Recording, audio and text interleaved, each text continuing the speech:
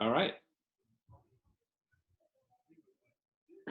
I'm going to look at my massive computer because my eyes can't handle the small laptop. So I'm not not being rude and not looking at everyone through the camera. Good evening, everyone, and thanks for taking some time on your Friday night.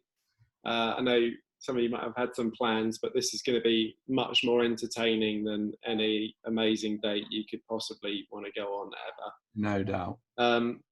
So we're going to go through a little bit about the season that's just happened, the 2020-21 season. We'll be talking about some things that are going to be happening throughout the summer and then into the beginning of next year and what the 2021-22 season will look like. So it'll be a review and things that are going to be coming up for next year to let everyone know what the programming will look like. There'll be some different things happening, and Tomo's got some announcements to make as well. So we'll we'll move through. Tomo, can you hit slide number 2? You got it. Good way of doing it, isn't it? So it's just a list of a few of the things we'll be going through about in the next half hour or so. Say like just a recap of the year, what our development pathway looks like, some announcements, as I said, from Tomo,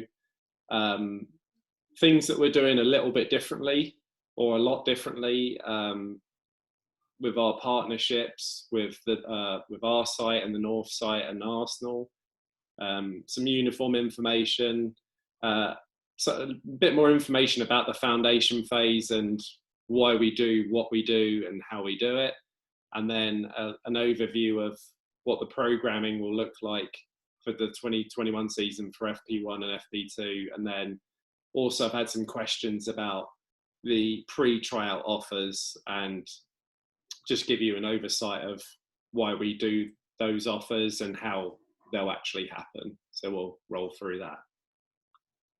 So next one, what a year it's been. Myself and the whole Hotspurs staff and the foundation phase staff in particular can't thank everyone enough for being a part of what we call the Hotspurs family. And we don't use that word family loosely. We know how fortunate we are in a privileged position to get to know all your families and work with your son or daughter. So we can't thank you enough for being a part of our program. Things happened differently this year. Zoom became something that we never knew about, from this meeting we're having here now to all the Zoom training that we did right back at the start of COVID. And then even throughout the winter, we did a lot of Zoom training sessions where Coach Marissa would absolutely destroy people every Wednesday or Tuesday or Thursday. Every Thursday evening, she would put on an unbelievable training session for the players. The quality of players in the foundation phase has never been higher, and the level is just getting better and better all the time. Our numbers in the program constantly on the rise. And I think that's testament to when we play people and people are seeing our teams now, and I'm constantly getting inquiries into our program. So I think that's based on the public in the Pittsburgh area are really taking note of Hotspurs more and more all the time. We had a lot of COVID obstacles, but to be honest with you, the players absolutely smashed it. And I think we can learn a lot from the kids and how they just take everything in their stride. So that was a little few things that came out of the year. COVID lessons. Next one, Tommy. So, as we all know, COVID's happened. It's still happening. Hopefully, it's a once in a lifetime experience that we have to go through. Hopefully, but it showed, that we had to adapt as coaches, as a club, and the players as well. So we went from online training to small group training throughout the summer to a full training program. Then we had some shutdowns, lockdowns, and then we went back into full training mode, on a couple of occasions. So we were able to adapt, still get everyone the training and games commitment that we made to the players and families. And so even through all that adversity, we were able to still run a really good, positive year. And from my point, from the foundation phase, it's been excellent. All this with a bit of social distancing and still wearing a mask. Hopefully that will disappear more and more so we can get rid of those things. But the kids just roll with every punch that's thrown at them and pretty much don't even notice, don't even hear anything from a player about any of that stuff.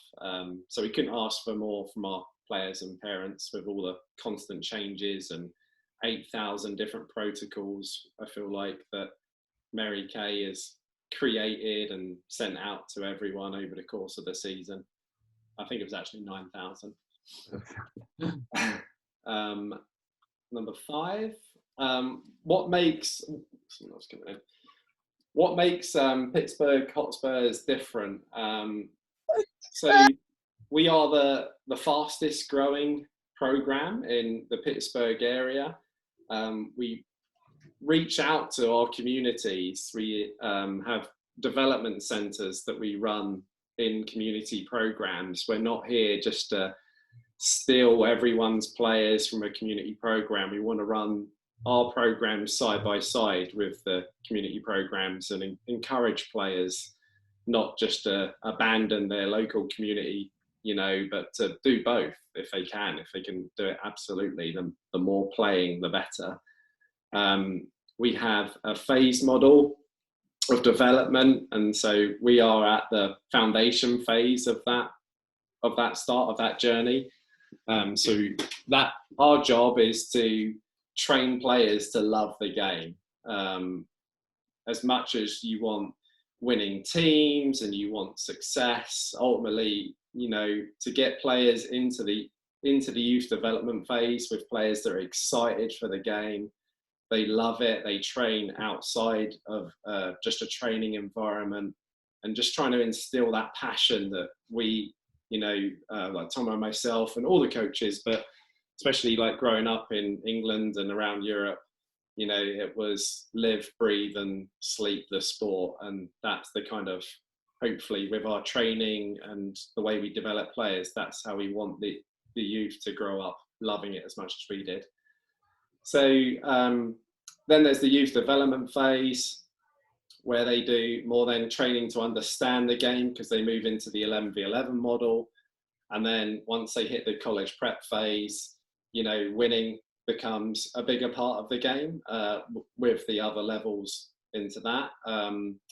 For all the goalies that we have, Mark Duffield does a fantastic job with the goalie programs that he runs. And I believe there's a big event, Goalie Wars event, coming up here on Friday night, which maybe everyone should go and watch, but he does a great job there.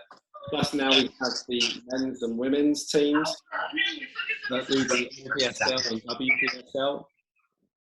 WPSL programs. So now there's a full pathway for players right from now at the very start, right to when they go off to college or just get a job, but then they'll still have somewhere potentially that they can play at a really high level. Pete, just hit the mute all on the participants.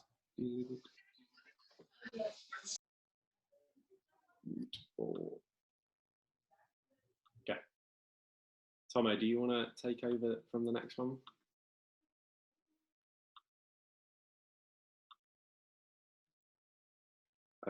Did I mute you? Boom. Can everyone hear me now? Yeah. All right. So here's our new pyramid. Okay. So this may be new to everyone here, but this has been in my mind for about 4 years now. And what we what I've been trying to do over this time is try and solve a lot of the issues that like us that are created, or not like the problems that we have in America to actually develop players. So just to give you a bit of context, when you look at England compared to Pennsylvania, per square mile, there's not a huge amount of difference. It's quite a similar size piece of land.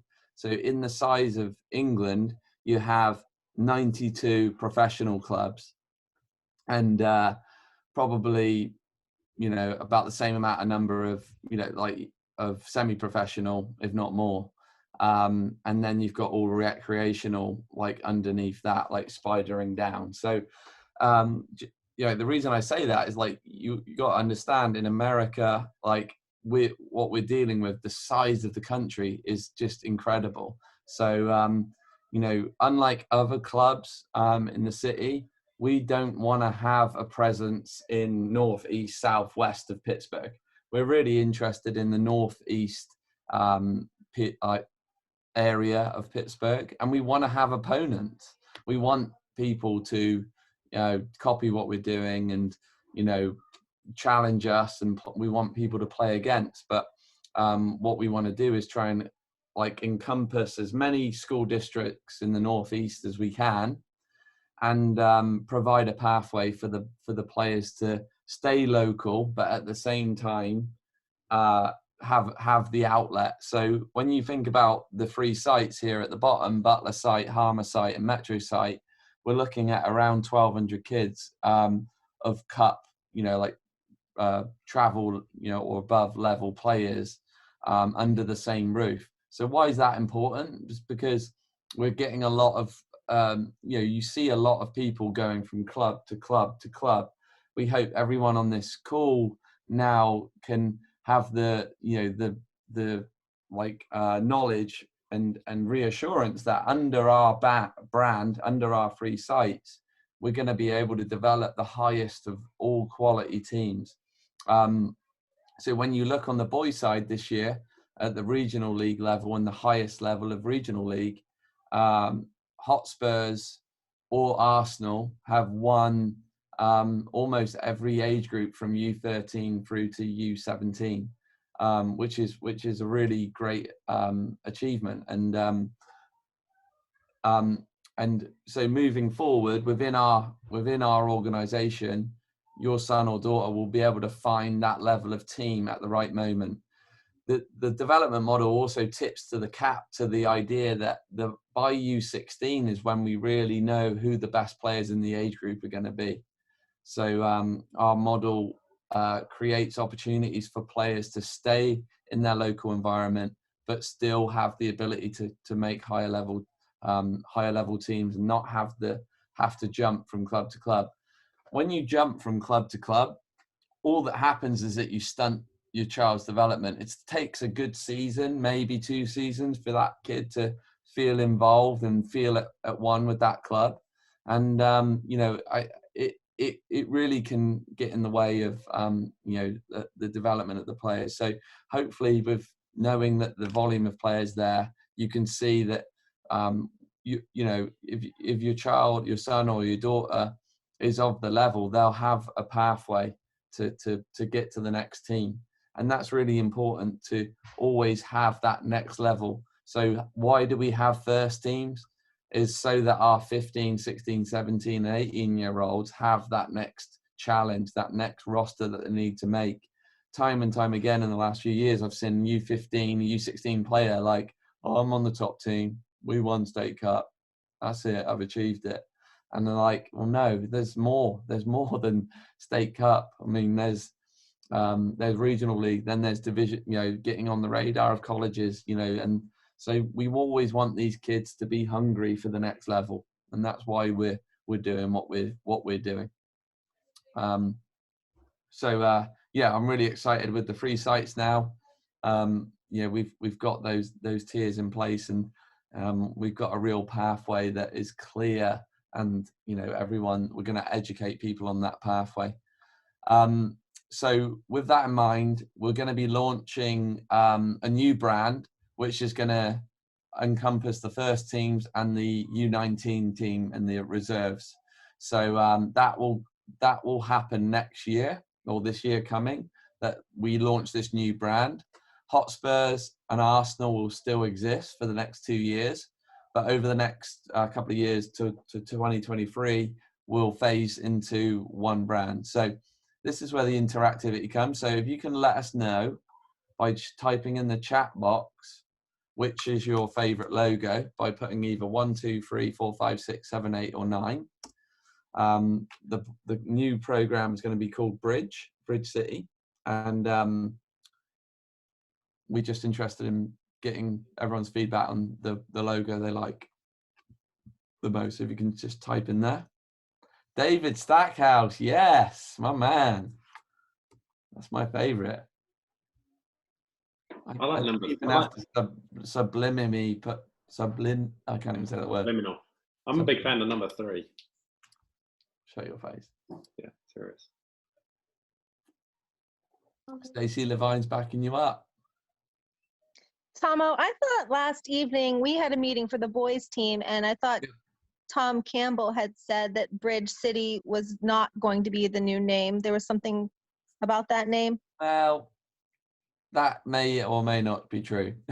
It's going to be either Bridge or Bridge City. That's we had our attorney kind of put a curveball on the name, but you know, really at 2023, that name will be kind of like locked in and solid. This logo will, whatever logo we go, will be the logo. Just might have a tiny little bit of wording. Okay. Appreciate it though. Sorry. I like Jackson, and I like Jennifer French, and I like April. Carrie, you're dead to me already. Only joking, Carrie. Ross Hassler, yeah, my man. Okay, good. So, like I said, the rollout of this would be the first teams, the performance phase teams, would be renamed and have that brand. We'd have our regional teams for U13 and U15, and then you know, U9 for U12 won't have any that's like standalone teams as such under that brand, but you still have training centres where we'd come together and train as the free site. So we would use the Bridge City shirt for that, and then in 2023 everything's under one roof,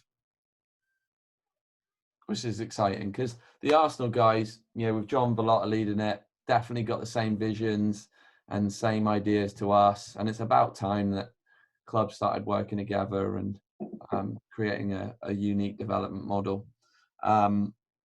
So in terms of the foundation phase, we'll be coming together as much as we can to develop, you know, for training centres and games and events and stuff and things like that. And it will be down to the phase leaders at all the free sites to connect and create more opportunities for our players to play. You know, no super teams at this point. You know, like right now, you know, it's. I was talking to a parent today about it, that they always said to, you know, whenever I would say we don't really know who the best team players are until U16, they always thought that was just like a sales thing, like a fluff comment. But they saw it with their own son, you know, this year, that all of a sudden bit of puberty kicked in and he developed a bit of speed and just went to the next level. And, you know, the familiarity of working with a similar coaching staff, having familiar facilities, all of those pieces matter in the development years. Being taken from place to place, it's just creates instability for players. And, you know, we've tried to marry this idea of facilities, quality coaches, fun environment. Those are the ingredients. Pete, on to you. Yes. So following on from Tomo's regional programming point, this year we did something different. I feel like COVID kind of pushed us in that direction straight away in the fall season. We did loads of combined training centres, games, friendlies between Harmer, the North site, and the Arsenal site. In the fall, we were completely at Founders, doing those events weekly, mixed in with some games. And what we really found is that between our 3 sites, if we were to just run a traditional, what we call a traditional PAOS season, more than 50% of our games are already encompassed between our 3 sites. And quality teams too, not just, you know, a team that we would go and smash 7-1 down in the South Hills or something like that, like top quality games. So we found that we could do stuff closer to home without driving hours across the city here, there and everywhere, and just having everything under one site. The collaborations involve 5v5 tournaments. We ran one of those at the end of the fall for the current U9s and U10s. We've run a lot of 5v5 events this spring as well. The 5v5s are my personal favourites. Players are getting significantly more out of a 5v5 game than they ever would in 25 minutes of a 7v7 game. But we also ran the training centres as well, where we can, between the 3 sites, merge the players, put them in tiers of ability, and really showcase the talent that we have between the 3 sites. The common concerns, so I can hear the questions, you know, and we've had the questions before, like, it's not PA West. Our big thing, and for myself as well, it's the fewer interactions that we can have with PA West, the better. They are very much a dinosaur organisation and will literally throw a roadblock at every opportunity to prevent change. And what we see as good change for them is not, for whatever reason. And that is the reason for that, is that people that are on the board of PA West run competitor clubs to us. So a lot of the things that we suggest and want to do always get turned down because, you know, there are other interests, which is the frustrating thing. You know, it's a non-profit, it's a volunteer organisation, but it becomes very difficult for us. We want to be able to create a schedule, have it on everyone's radar from the day one, and understand that families need this flexibility, like they need this know when stuff is, and PA West is always last minute, and you know, the quality is not even there. Like if you look at the PA West League, Beadling, SCS, below U11, U10, U9, it's Beadling, SCS. Does this mean we're not going to play Beadling, SCS? Absolutely not. We're going to play those teams and we're going to get those games in, but it just might not be under the PA West banner until, you know, U11, U12, when we want to start putting our foot into PA West and start building a history for that team so they can get into regional leagues later on and stuff like that. But, you know, U9, U10, and even at U11, there'll be games where we play outside of PA West and we organise matches against clubs from Ohio and surrounding areas, Riverhounds, just to name a couple. Yeah, I mean, that answers the next point I was going to make was, how do we play different teams? And between Tomo and John Valora at Arsenal in particular, the contact list is astronomical, and you know, there's quality teams outside of PA West that would be prepared to bring a whole herd of teams to come and play special events here in Pittsburgh. Maybe it's all of us going to a special event, you know, maybe in like the Youngstown area. Still a little bit of a travel, but it would be these specialized events that we would bring these someone different to play as well. Some different looking teams from some different states who aren't really a million miles away from where we are. The other piece as well with this is that we really want people on this call to lean on our experiences.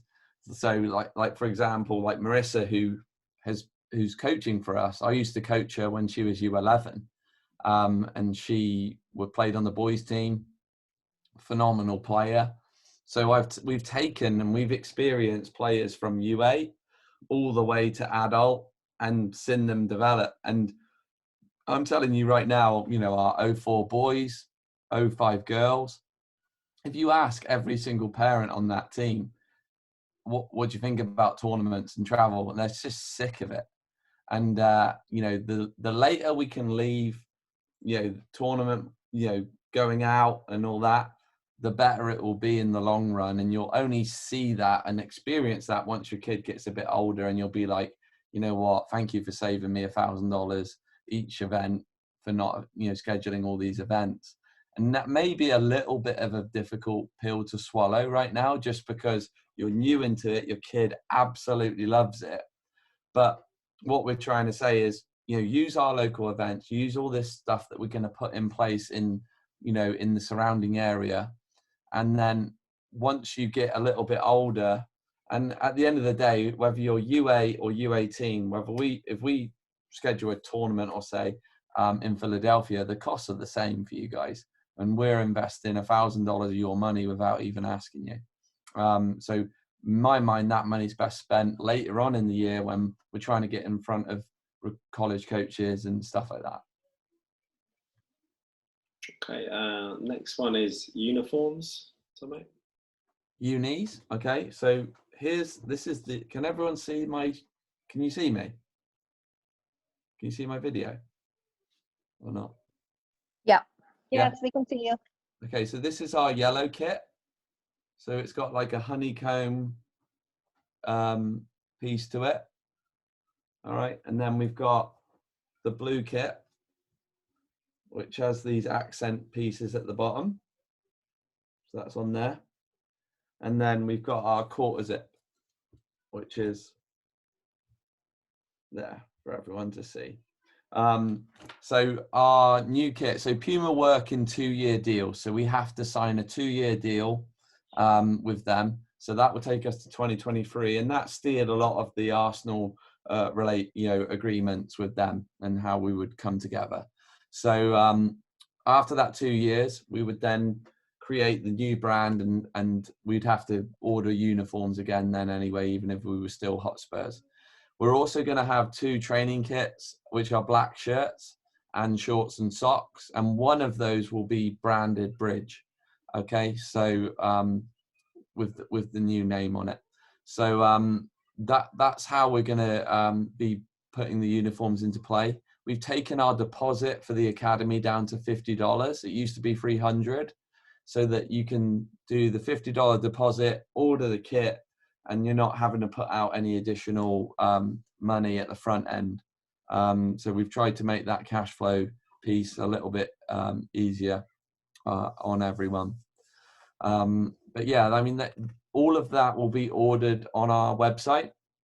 And just to reiterate, an accepted offer will be your uniform order and the deposit paid and the spot accepted on TeamSnap. And that will be an accepted offer. The whole kit package is $270, and then that will include shipping direct to your home as part of that. And all of the uniform ordering will happen online, and it will just come directly to your house. Okay, any questions on that? If anyone's got any questions about anything, just type it into the chat box and go from there. Oh, great shout from Carrie. So Chrissy's organised a sample kit to go to each site. So there's Kelly's going to organise where like the samples to go around the practices. So you'll be able to get that kit. sampled. There's a card that each player and parent will get, and you'll be able to write down the sizing. I cannot stress this enough. You have to try the Puma kit on. Yeah. Whenever they were doing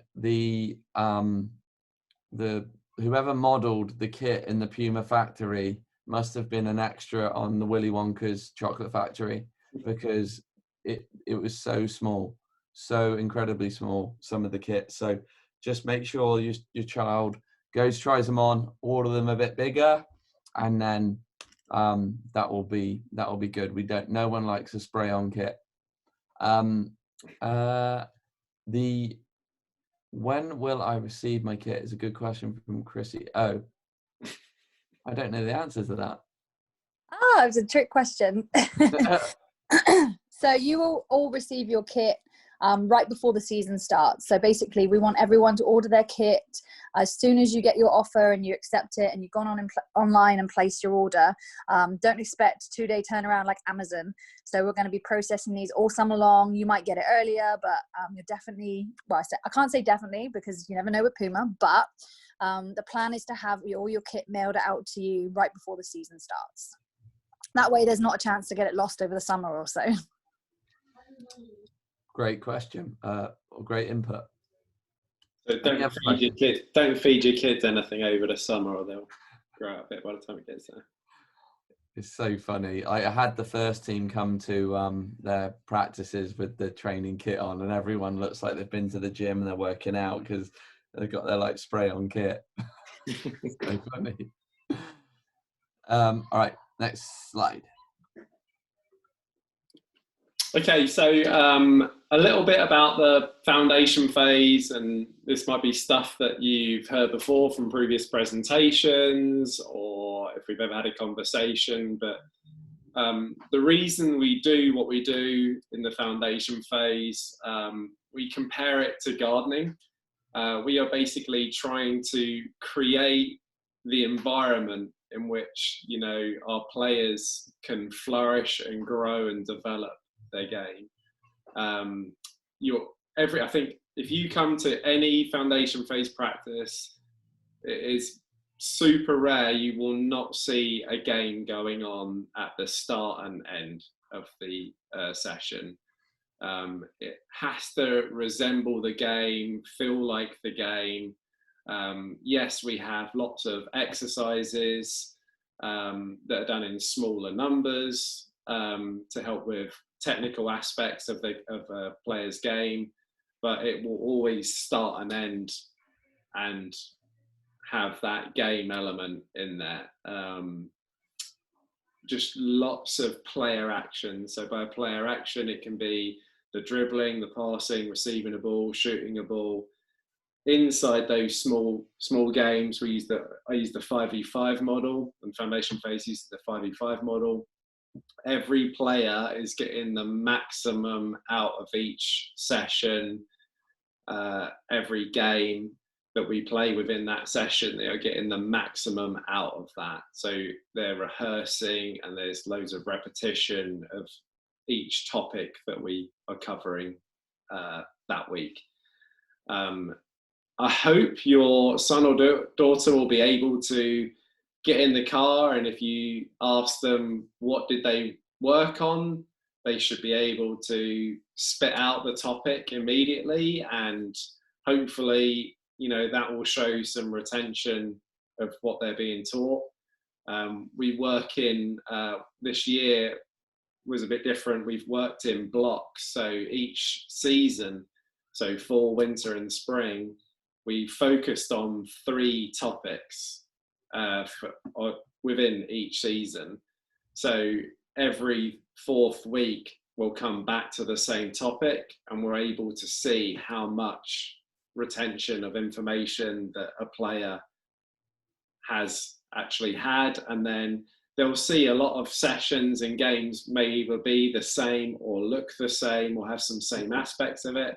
And again, it's just building on, did they retain some information, and then when they do it again, does it look better, and are they getting better and better? So that's been a way for the coaches to actually see growth of a player from season to season, but within that season, completing the same topic 3 to 4 times. And every time we come back to that topic, are they learning and layering on top of that? We are individual player focused. Yes, again, we do want our teams to succeed. We want, part of developing is, you know, being involved in a team. It's a team sport at the end of the day. But for us, the growth of each player as an individual is massive, and putting players in groups where they can really do well. You know, there's tiered groups for a reason. At that moment, the player might be at a certain level, and it doesn't mean they're always going to be at that level. As we all know, there's fluctuations in growth of a player, development of a player. So that's can constantly change. And I feel like we're one of the one clubs where we will move players if players need to be moved for the right reasons to help them succeed. We'll put them there. Like the tryout system, the big flaw often is the first glimpse of a player, and 3 months later it's a completely different picture, or one way or the other, not necessarily always up or down. Can be both. We are preparing the players for the 11v11 game, trying to get them to a point where they have the technical ability more than what they know tactically. You know, the layering of the tactical aspects of the game really starts to happen once they get into the 11v11 game. Doesn't mean we don't do any tactical part of the game in the foundation phase, probably more so when they're in the U11, U12 part in foundation phase 2. But the real game does start at 11v11. That's the game they'll end up playing for the rest of their lives. So there's more need to have the technical part and the love and the passion for the game. So when they get to there, they're still, you know, ready to go. They want more. They're hungry for more. And say a lot of that tactical aspects of the game will start to come into play there. Yeah. The trouble is with soccer, you can't reverse order it. You know, you've got to build the technical tools to be able to do the tactical things. You know, and you have to focus on that stuff first. You just have to make it as good as possible. Some mug shots. That's me at the top, I think. So we have had this staff in place for the past year. Tom Clubley and Jason have been fronting up the 2009 boys, but they are the outgoing 2009 boys, so they all come back into further down in the 10s and 11s. Dan Yates is our phase leader for the, I was going to say the college prep phase, but now it's called the... No, it's college prep phase. Oh, is it still college prep phase? Okay, I thought I had it differently. He's been working with myself with the 2010 boys a lot. Bria Thrower has been with the college prep girls, but she's going to be coming into the foundation phase. So between Mary Kay, Marissa and Bria and myself, we'll be doing the girls program coming up for 21-22 season.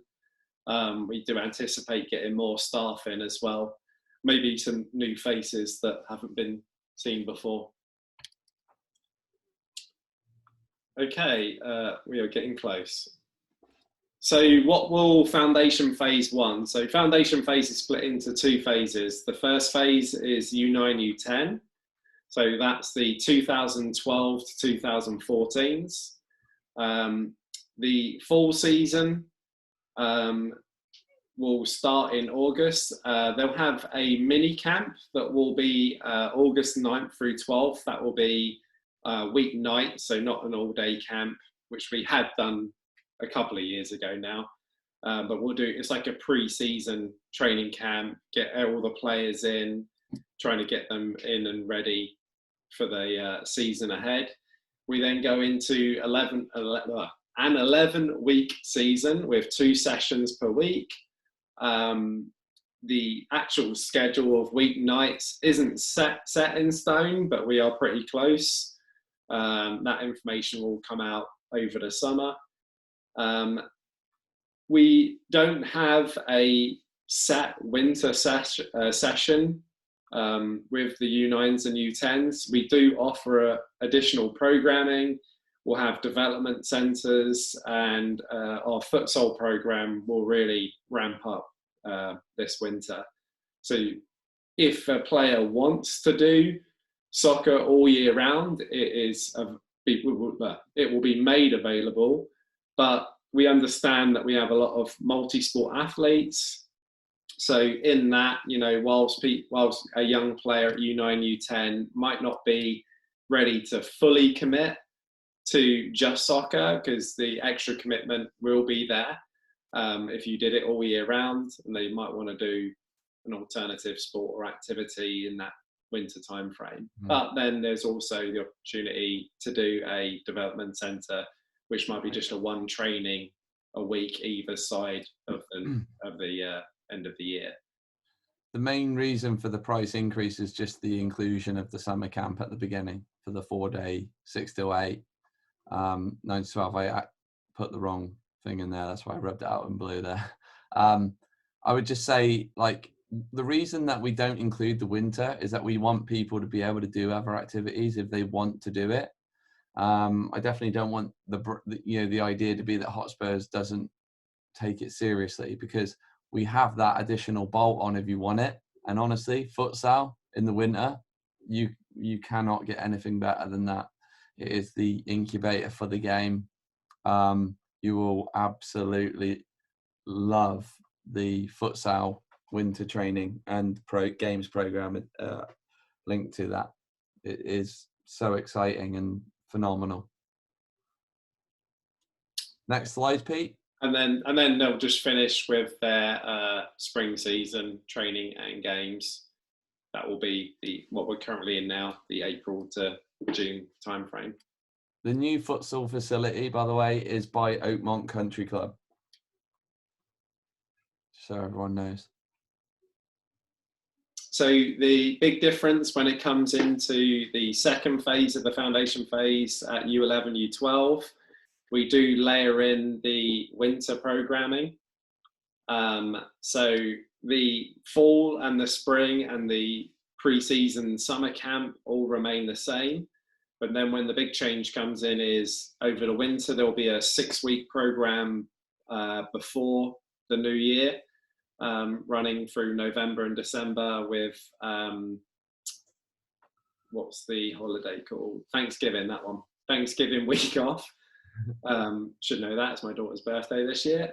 So Thanksgiving week we take off, because we know a lot of people travel and go to family events and stuff like that. That will be 2 trainings, one indoor and one outdoor. So the one indoor will be happening at the futsal facility that Tomo was talking about. I'm not sure if anyone's actually put a foot on it yet and kicked the ball on it. I don't know. No. But it's a really, really nice complex that we'll be able to use. Plus we'll then use like a no off season. So we still get our one outside event. And as we showed this winter, it was a bit chilly at times, but there was nothing better. I never once went stir crazy because I was inside too much. So, and the kids were fantastic with it. And then we have a break in terms of January to middle of February. Again, that's where, if futsal is something you're interested in, we're going to be providing an additional futsal program. That will be a training and games event. And then our training will then start up again the middle of February to the beginning of April, and then in preparation through for the spring season. Plus then in the spring, we also do a tournament. As Tomo was saying about tournaments, we only do one. I know people often want to do 10. Again, it's a huge expense, and it will take away that excitement for it. You know, I know all the current 2010 teams are all buzzing for doing tournaments now. You know, we didn't do them the last couple of years, but now, you know, I feel like there's an extra excitement around actually going to it. And again, those tournaments, the ones we typically do, they're not, you know, in Indiana and 6-7 hour drives. They might be a 2 or 3 hour drive. So we're not going to go stupid and go a million miles away. Yeah. And just to give you a little bit of insight, you know, when you get into the youth development phase and college prep phase, you know, I've done 12 tournaments this year. It's my weekends away for the older teams. And it becomes a lot. It becomes a lot. And you like, so, you know, the message here is Hotspurs isn't anti-tournaments, but we want to be respectful to everyone's money and be efficient as possible. In the development years, we need to train. We've put all the money in the program into the training. So the training centers and all of that you'll get will be layering on loads and loads of additional training things. So that, you know, because everything here is the bare bones. There's going to be a lot more that you guys will get directly and indirectly with additional practices and trainings and things like that we're going to be able to come up with the relationship with Arsenal and with the Butler site. So. Okay, finally, the pre-tryout offers. So the way we've been doing this the last couple of years is that you guys and the families and players have invested their time into our program, and we've invested our time into your son or daughter, and we basically run a year-round tryout. You know, we see the players constantly, so there's no part of the picture that we don't see, and we don't know from our point of view what level that player is at. So what will happen Monday, May 17th? Yes, on Monday, the offers, so an email will get sent. The offer will either be for the blue, yellow, white. For some age groups, we have 3 teams, or a no offer, or a training only offer if we feel that maybe training is the best place for that player at the moment and the game environment isn't quite there yet. By May 24th, you can not accept the offer, of course, but if you do not accept the offer, if you still want to try out for the program, you will be seen as a new player, essentially. So you won't be guaranteed a place on any team. So that's how we've done it the last few years. And I think that included the $50 deposit and uniforms or something like that. So yeah, so that will happen. Offers have to be accepted or declined by May 24th, and then the tryouts will happen in June after State Cup. I think that is it. Any questions on the chat? I would just say on the tryout stuff, like to Peter's point, like if we could not do tryouts, we would not do them. Like the whole idea of, you know, for me, it should be you can come in and come out of the club, you know, like if you want to be part of us kind of thing. You know, we know, we've seen your kids play, we know what they're like. You know, if your kid is committed, loves the game, those are the 2 ingredients that we know we can create players out of. When you add facilities, quality coaching, fun environment to those 2, so you get those 5 things, you're going to definitely have players, you know, good players coming out of that formula. And we want to give places to people that have got those couple of things, you know, involved in them, and rather than just develop it, like bringing in the best players of that moment, like some other clubs that begin with B. That's the club that we want to be. We want to have have the players that want to be part of us, and that tryout week can become very stressful, so we try to take all of that away. Don't put the shot clock on it. If you want to not accept your offer at this moment and just talk to us and communicate with us, like you have at it and go and try out some other clubs and see how good they are compared to us. That's the club that we want to be, really. I think that's important that we have systems and things in place that reflect those values. So, all right, I think we're good. Oh.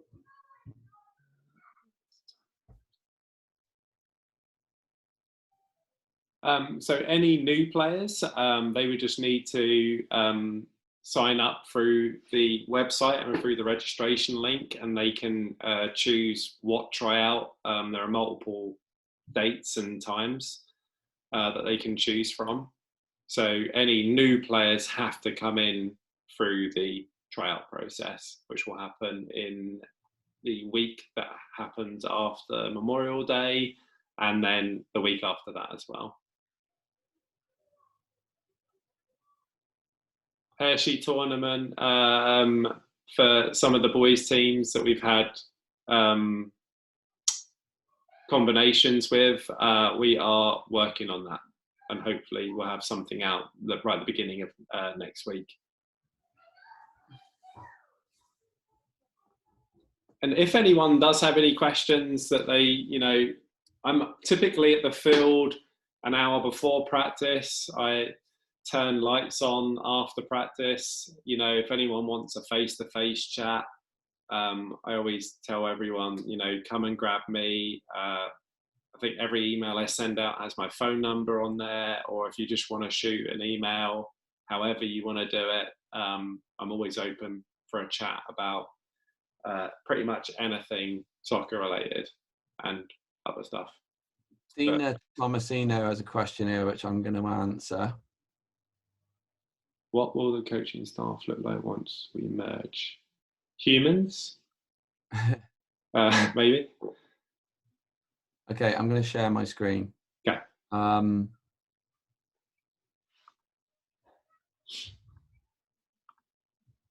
right. Can everyone see that? Yeah. All right. So this is every member of our club. Okay. So the whole point of what we're trying to do is to create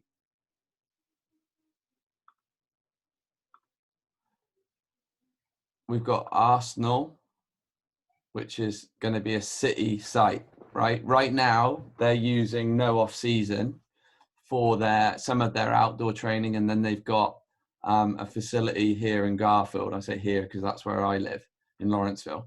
So they're kind of in this area. Then we've got Harmerville, which is here, and then we've got Butler, which is here. And then we want to do one more facility at some point here, and then this area becomes the central kind of meeting place for the sites.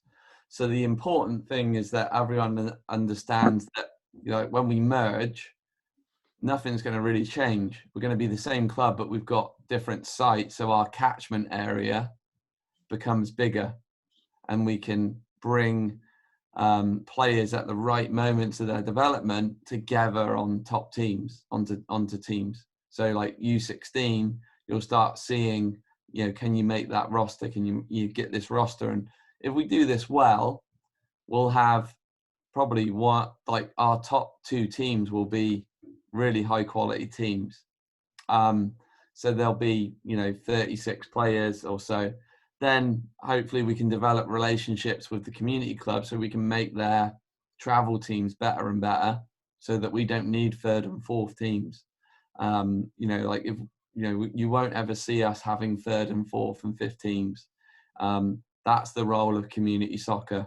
they need to develop, travel, players at those levels in their community and serve those kids.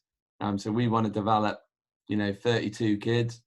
And, just to give you the analogy, like we develop the starting 11 of the high school team, and community soccer can help with the bench. That's effectively how the system works and the way the POS have set it up. And we've got to do our bit, in that kind of ecosystem, if you like. So just want to make sure that was a really good point from Dina. So I just want to make sure that's kind of clear and what we're trying to do here. All right. We're there, aren't we, Pete? I think so. Everyone can go off for a glass of vino. I'm gonna not have another coffee. I'm gonna have a vino. All right. Well, thanks everyone for taking your Friday evening to listen to. Bastian, one last thing for you. 4-2, brother. That's right. Thanks. Never wear a Man United shirt on the Zoom ever again. You'll be destroyed. Who's wearing that? Is that Seb? Oh, Seba. He used to be such a good lad. What's happened to him, huh? There goes that offer. Yatesy's corrupted him. He's taking notes, he says. Thank you for all the information. I appreciate it. Thanks, everyone. Thank you very much. Bye, all. Let me hit stop recording. Thank you.